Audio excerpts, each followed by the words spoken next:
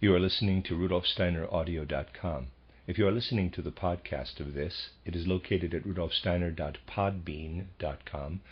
Please consider becoming a patron. As well, there are two publishing houses, steinerbooks.org in America and rudolfsteinerpress.com in England, who are the sole publishers of Steiner into English and have given me permission to do these recordings. Please consider patronizing them as well. This is a reading of Collected Works, Volume 350 by Rudolf Steiner. In this title, it is From Mammoths to Mediums, Lectures Given to the Workmen at the First Goetheanum, translated by Anna Moyse. This is lecture discussion number 3 of the 6th of June, 1923, entitled Blood Circulation and Movement of the Heart, Perceiving Things of the Spirit Through the Lens of the Eye, EYE. Good morning, gentlemen. Does anyone have a question? A question is asked regarding gray cataract. The individual says he was in hospital in Basel in 1916 with an inflammation of the iris, and he had been given injections in the head. He now wanted to know if these injections might not have done harm. Rudolf Steiner: Why? Did you notice something? You must not think, of course, that those injections could play a role in developing gray cataract. The spots before your eyes you mention need not indicate any form of cataract. They are due to something else. Now, you see, injections have the peculiarity that they sometimes make the muscles in the area a bit weaker, and one can then no longer bring the muscles freely into play. The eye becomes a little bit rigid. If you then direct your eye to something, it will not focus properly right away, and that causes these, quote, flies and midges, close quote. But this is often only due, I'd say, to a minor weakness of accommodation. Why did you have those iris injections? Person says, they thought it was the vitreous body. Rudolf Steiner: The thing is, it is always better to fight such things by other means. That is, for as long as possible, with medicines taken by mouth. Some things cannot be treated with medicines taken by mouth. Then one tries inoculation. But you need not feel concern over this. There's no need for that. Is there perhaps some other question to be asked, so that we may answer it? Questioner: I'd like to go back once more to the business of going round and round. I have noticed, and so have my colleagues, that some things are not clear when we are discussing the heart. I have been thinking about the way Dr. Steiner once did a drawing for us, of how the earth is connected with the moon, and there is that aura, I'm not sure I'm getting this right, around the sun. The heart is on the left side of the body. Now, I wanted to ask if the heart is also connected with all the things that go on in the world at large. Rudolf Steiner: Here we need to remember a number of things we have been discussing before. I once said that the ideas people have about the heart in modern science are wrong. They imagine the heart to be a kind of pump, and that the heart pumps the blood through all parts of the body. They see it like this. The heart contracts. When the heart contracts, it gets smaller, has less blood in it. It therefore pushes the blood out through the arteries. The blood gets pushed into the body, and being elastic, that is what people think, the heart then expands again. The heart is therefore said to act as a pump today, pumping blood through the body. You see, that is quite the wrong idea. It is altogether an idea which only comes from the age of materialism, reducing everything to mechanics. Therefore, with people thinking the heart is a proper mechanical pumping station, which pumps the blood through the whole body. No account is taken of the way in which the whole of life really goes in a living creature. Let me draw your attention to one thing here. There is a very small lower animal, which is really just a kind of tube. If I were to draw it, it would be something like this. There's a drawing. There you'd have a skin. The creature is such a tube. Inside it is hollow, and there it is simply like a small bowl, a small dish. There it has little trapping hairs, and hairs it can move around with. It lives in water, this creature. It is called a hydra because it lives in water. This creature, the hydra, has the peculiarity that compared to higher animals or human beings, it is really nothing but a stomach. And this tube really does nothing but take in all kinds of little granules, all kinds of foods that come near it, and digest them in there. The creature lives in the water, as I said, and all kinds of food float around in the water. The creature swims about, swims up to the bits of food, takes them in, and so does just what our stomach does, for that too takes things in. The creature does not, of course, have a gullet, a mouth for preparing the foods. The hydra simply takes in the foods and digests them. Now the odd thing is that its mouth is also its organ of elimination, its anus. It also eliminates things through the mouth. So you have everything together in this creature. Now, of course, to be a form of life, and especially an animal, it must not only eat, eating is something it has to do, but also breathe. And this creature breathes with the outer side of its skin. Everywhere there you have tiny little holes. You always have such little holes where there is organic matter, living matter, and it absorbs the air it needs from the water through these little holes. So we can say this tiny creature, the hydra, has an inner side, a hollow space, which it uses to eat. On the outside, it has its breathing organs. The creature draws in air, and the air also gets in there, into the hollow space in the middle. The creature is able to feed, to breathe. Those are its main occupations. It floats about everywhere in the water, eating and breathing in air, which is, of course, also present in the water. Now, what would a materialistic person say? He would say, well, this creature simply consists of this skin. This skin has grown in such a way that it is a feeding apparatus inside and a breathing apparatus on the outside. That's what a materialist would say. But we cannot say that, for we have to consider this to be a highly superficial way of looking at it. We have to say, no, this creature also has an ether body, and it is inside this, and it also has an astral body, being inside that as well. These it has as well. These are its invisible parts. Well, now, gentlemen, is there some way in which we can prove that the creature has something invisible to it as well as the visible part?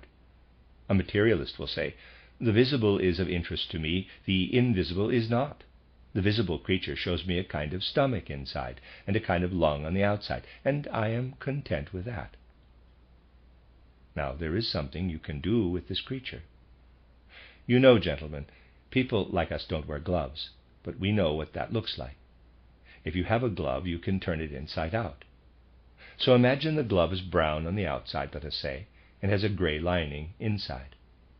If you turn it inside out, so that the gray part is on the outside and the brown part inside, you have turned it round completely. Now the inside is outside and the outside inside. You could cut off a finger and do the same thing with just a finger of the glove. If you cut off a finger of the glove and turn it inside out, you get something like this hydra.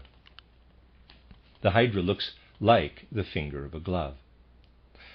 And the odd thing is that just as you turn the finger of the glove inside out so that the inside is outside and the outside inside, so you can also turn the hydra inside out. The part I have made red in the drawing will then be on the outside, and the part I have made violet on the inside. But the hollow space is now also on the outside, and whatever was outside before is now inside. And the strange thing is that the hydra suddenly starts to swim about again. It is not at all bothered. It will swim about in the water again, feeding and breathing. It will now take little grains into the hollow space inside, which has been newly created just as before, and it will now breathe with what was the lining of its stomach before. So the hydra does not mind at all. It takes no harm at all. It begins to feed with the part it had used to breathe before, and to breathe with the part it used to feed before. Well, gentlemen, if the situation was that it had grown just so that you had the stomach inside there and the breathing organs on the outside, all the hydra could do in that case would be to breathe in there and start to feed on the outside, but it does not do this. The moment it is turned inside out, it makes its stomach into a lung and its lung into a stomach. I'd like to know how that could be done if you had nothing there but a stomach and a lung.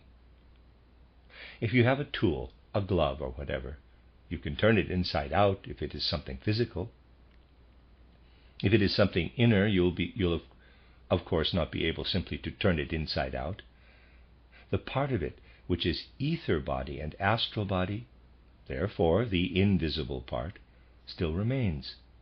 And it is because that part is there that the hydra can simply be turned inside out.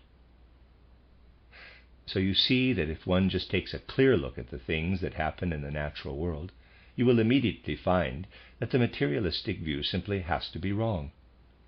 We are therefore able to say that the actual feeding and breathing is done by something which is invisible. And because the body of a hydra is not made as firm as ours, does not have bones and muscles, but is all one kind of material, the hydra is in fact able to use this material for everything.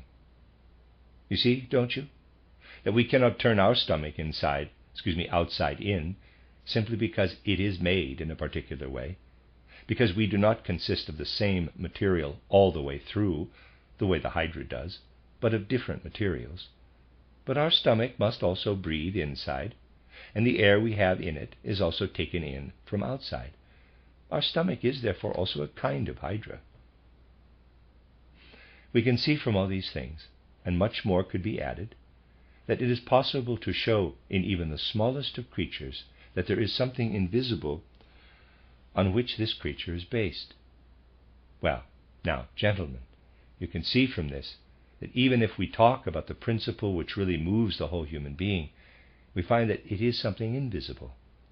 If you take the external movement of walking, you'll not at all think it is your big toe which takes a step. Instead, you say to yourself, I am walking. It is my will which makes me walk. When the organs inside us are moving, and that is not only the heart, our intestines are also moving all the time, for instance. When the organs inside us are moving, therefore, these movements are not brought about by the physical matter in us. They are brought about by the part in us that is invisible. We therefore have to say the heart is not a pump, for the heart is moved by our astral body. So we have an astral body, and this moves the heart. Or rather, seeing that our capital I is actually also in the astral body, we also move our heart with our I. And we do so in a quite specific way. If you look at the heart, it is a bit to the left in a normal person, as Mr. Burrell said quite rightly. Not as much as people generally think, but it is a bit to the left. And then these large vessels come from the heart. The aorta and the other blood vessels really come from the heart. Now, it is like this. When I breathe in, for example, I feed myself oxygen, as it were. When I breathe out, I give out carbon dioxide. As soon as I have given out the carbon dioxide, I hunger for oxygen. I want to breathe in again. In the first place, this has nothing at all to do with my heart, but with my whole body. My whole body hungers for oxygen. Because it develops this hunger for oxygen, the instinct arises to get all the blood moving, for the blood has to have oxygen. Using its astral body, the physical body sends the blood to a place where it can get oxygen. Or, let us assume I walk, or I work. The food in me is burned up then. I've discussed this with you before. The blood then has few nutrients left. If you work, the blood always loses most of its nutrients. And what does the blood want now? It wants more food again. The blood grabs the food for itself, as it were, which the stomach and intestines have taken up. All this, the hunger for air, the hunger for food, sets the blood in motion. It is the blood which moves in the first place. And the blood takes the heart along with it. And so it is not the heart which pumps the blood through the body, but the blood moves because of its hunger for air, hunger for food, and this moves the heart. We therefore have to say that it is the invisible human being in us which moves the heart. Well, gentlemen, Hearing this, you may well raise a question. You see, the situation with our anthroposophy is always such that our opponents believe that they are raising the objections. But we've already known the objections long before that. You raised them yourself in the first place. This is why I am also always drawing your attention to the objections. You may object, yes, but why do we have a heart if it does not pump the blood through the body? If the blood moves by itself, maybe we don't even need a heart that needs to be taken along in the movement. Now you see, that is the kind of thing people will say who have no real idea of the whole human body. There is a big difference between the human head and the rest of the human being. I have spoken of this difference before. Just think, you are walking or working. Well, the head does not join in the effort. The head sits on the rest of the body more or less the way we would sit in a carriage. You sit there without moving. The carriage has to move its wheels, the horses must pull it along. But it is our hands and our feet that have to work like this, and the head sits in there and does not join in the effort. You see? Otherwise we'd need ropes or something on our ears, and we'd have to set the wheels of the machine in motion with these. We don't do that. The head does not join in the effort. Just imagine one might fix such ropes to one's head of hair. Most people can no longer do this today, having gone bald. Doing this will not do people any good. The head does not really share in the effort. It sits calmly on top of the rest of the organism. The question is, why does it do this? Well, you see, the head is something completely different from the rest of us. The rest of us is a movement apparatus. The head is only a movement apparatus insofar as it goes along with the movements, and so on. The movements thus act up into the head, but the head is not part of us, is not the part of us which moves of its own accord. The head has sense organs on its outside. There it perceives what exists outside. But the head also perceives what goes on inside, though unconsciously so in most people. If I want to look outside, so that I'll know what goes on out there, I use my eyes. If I want to look inside at the blood circulation, I use my heart. The heart does not exist to pump blood through the body. It is a sense organ which perceives everything, just as the whole of the head does. We would not be able to know anything about our blood circulation. Of course, we know nothing about it directly in our brain box, but there has to be a knowing in the head. If the head did not perceive the whole of our blood circulation through the heart. I have told you that the liver is an organ with sensory functions. It perceives the lower movements, for example. But the movements of the whole human being are perceived by the heart. It is this which sets the heart in motion. The movements caused by the hunger for air and the hunger for food set the heart in motion.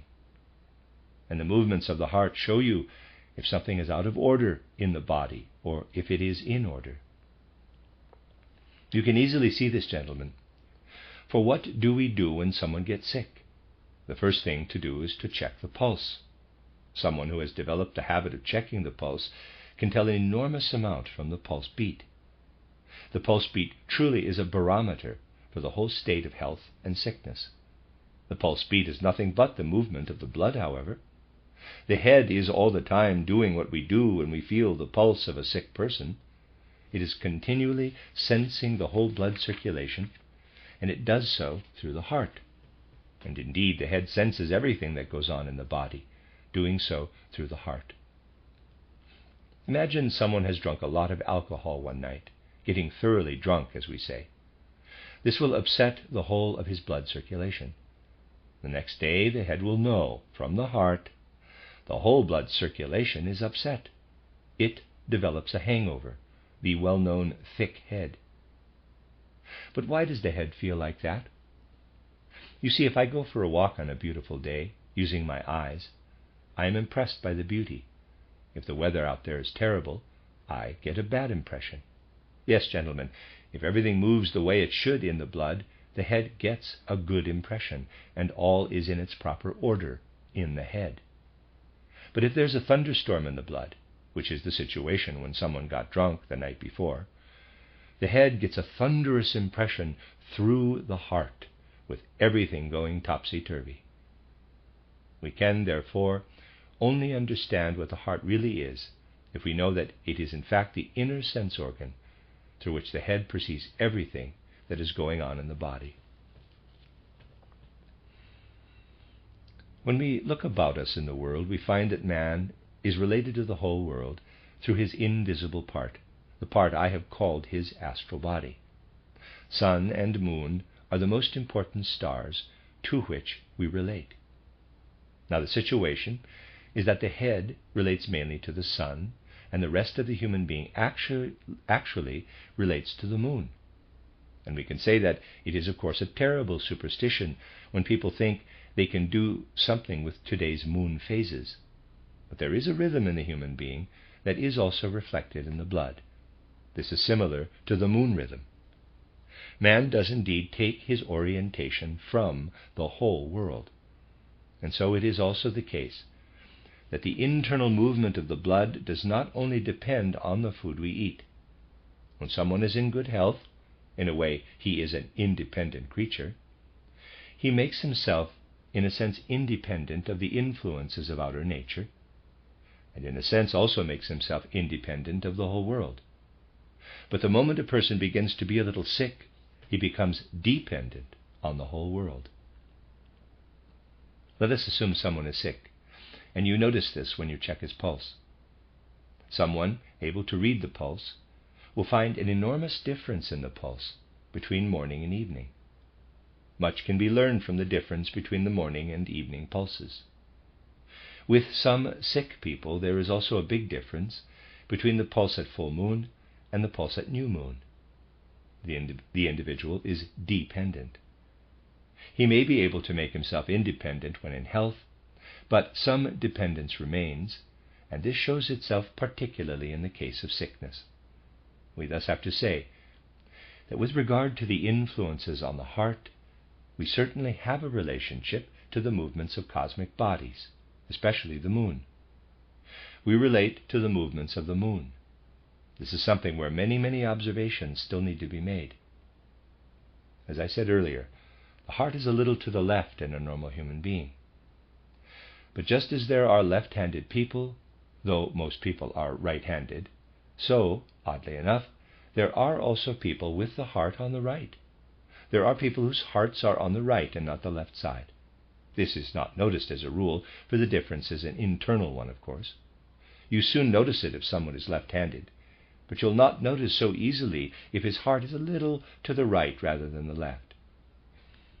It would, however, be interesting to follow up people who have their heart on the right side and see if they are a bit different in life from people whose hearts are on the left.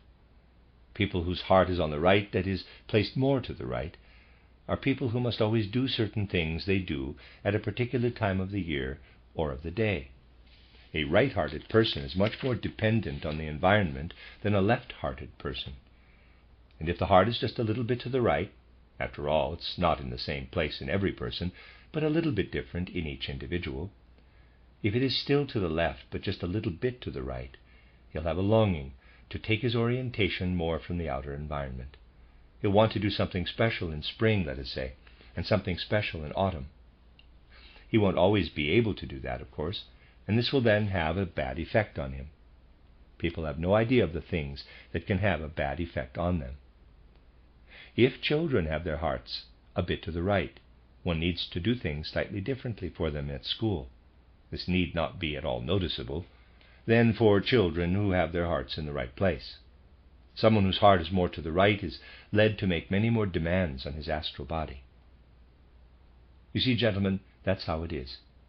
If someone operates a machine for a long time, you'll realize that as a general rule, his work will become mechanical. It gets more unpleasant because one is oneself becoming a piece of machinery. And if you operate a machine for a long time, your actions and so on become mechanical. Now imagine you're a completely normal person, with a heart properly to the left. Your father also had his heart to the left, and your grandfather and your great-grandfather. So there's been a gradual development. And when you are born as the son, You will, of course, make the same movement inwardly that your father and grandfather and great-grandfather have made. That happens as easily as if one had been operating a machine for a long time. Someone whose heart is to the right has not inherited the position of his heart from his father. The father will not generally be a right-hearted person. It is not a hereditary trait. In this case, one has to do everything afresh, again, as it were, out of the astral body. You do not then have all the heredity in you. And the result is that such a person, who is a right-hearted person, needs to use much more inner strength to have his blood circulation in proper order. And it is because of this that such a right-hearted person takes his orientation much more from the outside. The following may actually happen. Let us assume that you are not at all right-hearted, but quite normally left-hearted. But if you become a ballet dancer, this is something that also happens to men, but even more so to women, the dancing will also affect the heart. At present, ballet is very materialistic, but in earlier times when people were asked to dance, in ancient Greece, for example, they would follow movements that imitated those of the stars, and this would actually move the heart a little bit to the right in their lifetime. Dancing, even though it has grown materialistic today, does have a powerful effect on the heart, for it does move it a little to the right. And if people were to pay more attention to such things, they would certainly see, if they dissect the body after death, that certain vessels in the heart are enlarged. Because the individual concerned was a dancer, the heart, and one can see this even after death, has moved a little to the right. This answers the question Mr. Burrell has asked. It is answered because we see that someone who is given more to his astral body does not want to follow his normal blood circulation, but wants to control it more. He therefore gives himself up to movements that are more like those that occur beyond the earth, like those of the moon. Can you understand this? The answer is yes. So the matter you asked about today, that one easily notices that people have a certain longing to do this, has to do with the fact that human beings control the whole movement of the heart from their invisible part, and that they then, I'd say, slip over a little in the direction of the invisible, and then really take their orientation from the outer world. And not only the internal movement of the blood, which takes its orientation from the breathing and the blood. All these things can be explained if one really understands the human being. I'd now like to talk about something that still has a little bit to do with what we discussed the last time. The last time we met, we saw that there is this small lens in the eye. When someone has normal vision, this small lens is transparent. When someone develops cataract, the lens grows opaque.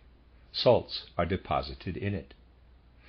We are thus able to say that in a healthy person we have the lens here, if this is the front part of the eye. It is transparent. In someone with cataract, the lens is opaque, with salts deposited in it. If the lens is transparent, the human astral body is able to see the world with that transparent lens. He'll see everything in the world. If the things I have written about in my little book titled Knowledge of the Higher Worlds get one in the habit of very, very intensive thinking, let me read that again. If the things I have written about in my little book titled Knowledge of the Higher Worlds get one in the habit of very, very intensive thinking, a moment will come when one is able to do something quite special. But people are not easily prepared to get in the habit of very intensive thinking today. They'll not do such a thing as withdrawing completely into their thinking, for they say everything should be given to them from outside. The secrets of the world must be investigated from the outside. Of course, it is not at all easy, for one has to pay very careful attention with this thinking. If one is very much alive in one's thinking, one must of course be terribly careful. But a moment will come in life where one is able to do something quite special. You see, anyone will understand it if I use my hand to lift up a chair, for it is something that is done all the time. But I can also keep my hand still and not use it to do the things it usually does. The work done by the lens in one's eye is not in our power like that. When an impression comes from outside, well, you simply look in the direction of it through your lens. When there's no impression coming in, the lens is at rest. But just think, gentlemen, that someone has really worked very hard to make his thinking very strong. He then lives wholly within his inner thinking. He does not look at the outside world, keeping his lens still, just as we keep a hand still when not using it to do something. What happens then is that the whole of the starry heavens is reflected in the place where one otherwise has the transparent lens that enables one to see. This is the truly wonderful thing, I'd say, that if one uses the method I have given in Knowledge of the Higher Worlds, one learns to use one's individual organs not for the earth, but indeed for the other world. Now, if salts have become deposited, of course, the lens develops cataract and becomes non-transparent, whether you want it or not. When someone thinks very deeply, it will stay transparent, of course, but the person is not looking through the lens. He is not looking at the outside world. And then it begins to illumine the whole world from the lens. But it is the spiritual element one then sees, the whole of the starry heavens in their true inner significance. This small area in the human being where the lens is located can teach us about all the things one then takes heart to say about the stars, and so on. You see, that is how magnificent things are with the human being, that tremendous insights are gained in the smallest place. Someone who has cataract, we won't wish it on anyone, of course, actually has it easier with the whole of this. He need not make quite such an effort with his thinking. He only needs to concentrate just a little, and he can reach the point where he sees inwardly, having lost the ability to see in an outer way. But this is something we always need to emphasize when speaking of such higher insights. However, speaking of such higher insights, it is obvious that one may also make too much of an effort, and then something like a disorder of the lens may develop instead of higher insight. With this powerful inner concentration, the lens may grow a bit less transparent, even if one does not get cataract. Because of this, everything in my book, Knowledge of the Higher Worlds, is written in such a way that a person can achieve the things that are described, but will not get sick in doing so. No exercise should be described in such a way that people may also get sick from it. But the lens is the place in the human being where the whole spirit world can indeed be revealed in the inner eye. And we may therefore say that we can see in an outer way if everything is transparent in the eye. We can see in an inner way if something is deliberately made opaque. Yes, gentlemen, this is something which will show you how insight into worlds of spirit comes about. Insight into worlds of spirit arises if one, first of all, finds the individual points in the head, points which are then not used for ordinary activities, by keeping them at rest. The lens will, in the first place, give us insight into the outside world, but one can get the whole body to a point where all kinds of things inside are not needed for the moment. If one does not use the heart, for instance, the circulation may continue, but you do not use the heart as a sense organ, you actually begin to perceive the whole of your blood circulation. But you'll not only perceive the blood circulation in that case.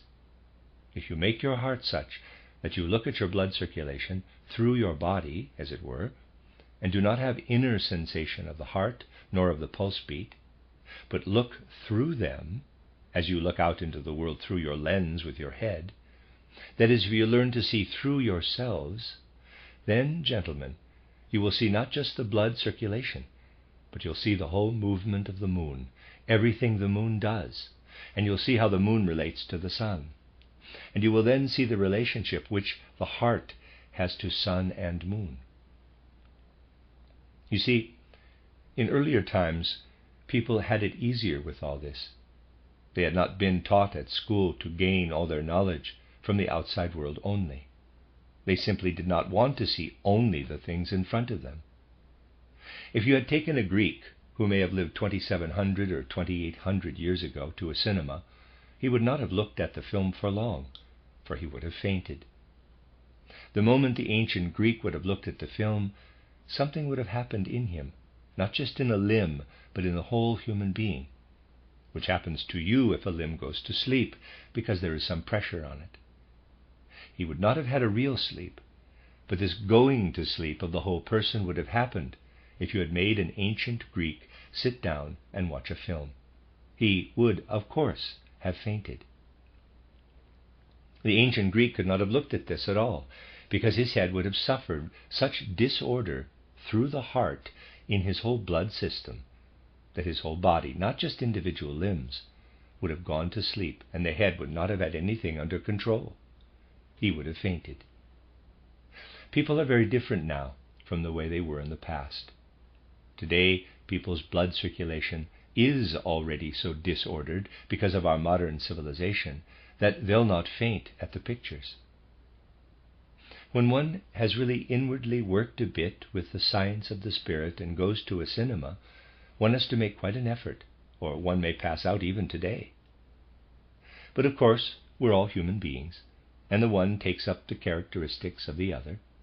And the situation is that people no longer have the blood circulation system they had in earlier times, like the people of old. Those people of old, therefore, found it easier to see through to the blood circulation system and to speak of sun and moon than we do. We are cut off from that and have to get back to it first by doing exercises. We must first really make our organs such again that we'll be able to see. You see, the ancient Greek would still have been able to understand the things earlier people told him about what really happens on earth. You should not think that everything that has come down from antiquity is superstition. It is only that later people often changed it so much that it has turned into superstition. It is really strange how things that were quite sensible to begin with later on simply become superstition. If one no longer knows how things actually should be presented, they will of course become superstition. The ancient Jews would not eat pork, for example.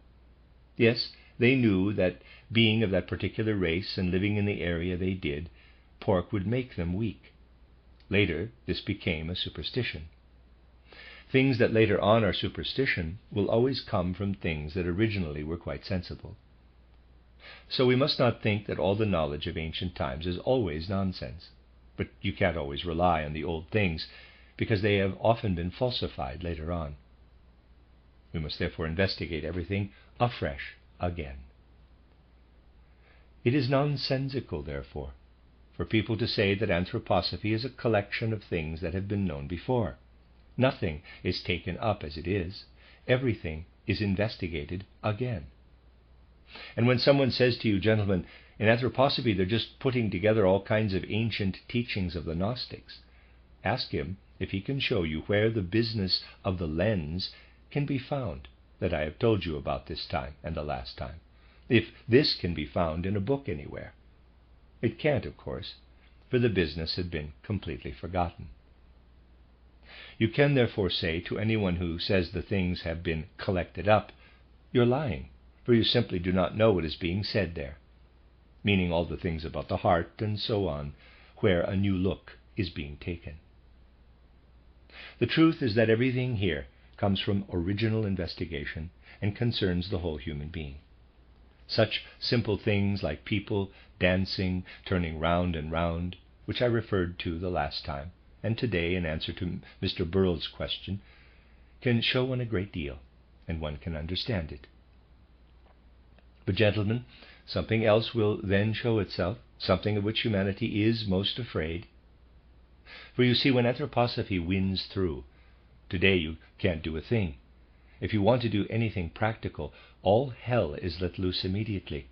And even if you just say things, opposition will immediately arise, as you know only too well. But when anthroposophy will have reached the point of entering into our schools, putting things into effect everywhere, something else will come. People will then know which movements are good for a person's health, and the whole development of metabolic activity, and which are wrong. A time will then come when work will be adapted to the human being. Today, work is determined by the machines. Today, one has to move the way the people who discovered the machine think appropriate. Later, people will find that what matters is not what comes from the machines, but that what matters is the human being. Because of this, all machines must be made for human beings. This is something that will only be possible once anthroposophy has been fully accepted. Then one will be able to say, everything mechanical must take its orientation from the human being. Something else is needed for this, however. First, we have to understand that the heart is not mechanical, but takes its orientation from the human being. Then people will also find the basic principles of external machines, making them such that they take their orientation from the human being. But in a science which has so much taken the easy way, that the heart is described as if the human being had just a pump there in his blood circulation, in such a science, people will feel no compunction to make machines where the human being has to take his orientation from the machine. All the problems in our social situation are due to this wrong view that is taken in science. And so one really has to understand that a proper way of thinking must first of all come upon people, for only then will it be possible to begin a proper social life. For as long as people think the heart is a pump, they will also not be able to relate to outer life in the right way. It is only when people know that the invisible human being is greater than his heart, that it is he who moves the heart, that they will also design their machines to be in accord with human nature. One first has to begin to see this. People make things much too easy for themselves today. They really make things much too easy for themselves. What is the most international thing today? Football. I explained this to you the other day. But the things which are of the spirit are more and more limited to small groups, and so on. It is all split up. You know, in Norway you'll hear them sing "For He's a Jolly Good Fellow," or you'll hear them sing a German song if the players come from Germany. But otherwise, people go their own ways. What we have to take hold of is the spirit, but in such a way that we take hold of it in detail. One should not speak of the spirit in general terms, but take hold of it in every detail. We'll say more about this next Saturday. The end of lecture discussion number 3.